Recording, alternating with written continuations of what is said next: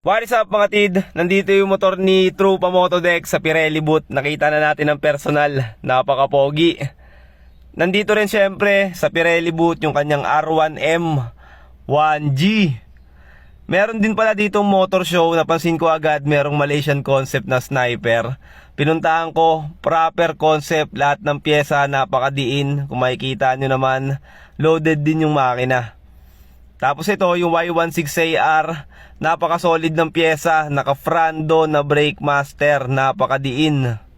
What is up mga tid, kamusta kayo? Nandito ngayon tayo sa World Trade Center. Nagaganap ngayon Inside Racing, March 24 hanggang March 26, Friday hanggang Sunday mga tid. Napadaan ako dito kasi nakita ko merong motor show. Nakita ko agad yung mga Malaysian concept na sniper. Papakita ko sa inyo. Meron dito Yamaha Sniper mga tid, literal na big bike concept. Kita nyo naman yung mags. Tapos nakadekas ng BMW inspired Y16AR. Napaka-pogi. Pwede nyo dalawin yan dito. Punta na kayo. Minsan lang mangyayari to sa isang taon. Inside Racing. Yan, kita nyo yung mags pang big bike na slick tires. Tapos yung kanyang rear shock Nitron. Napaka-pogi.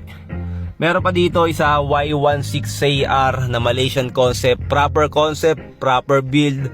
Lahat ng piyesang nilagay talagang napakadiin. Kita nyo Magic Boy na mags, naka pro taper na swing arm. Yung exhaust na ginamit OPBR na full titanium. 50,000 presyo niyan mga tid. Tapos syempre proper din yung kanyang engine loaded. Napaka-pogi.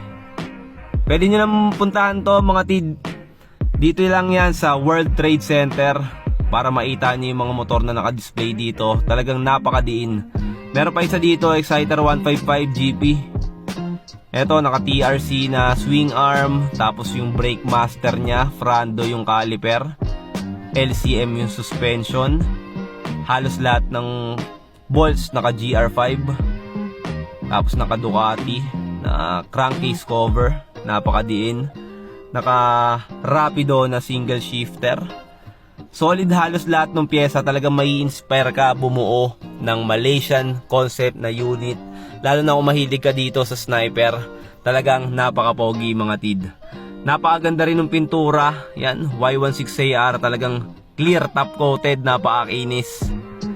Diba? Napaka-pogi. Napakalinis tignan kasi ang gaganda ng mga pyesa. Yung brake master na ginamit dito sa taas, legit na frando. Napaka-solid mga tid. Meron pa ako nakitang isa dito.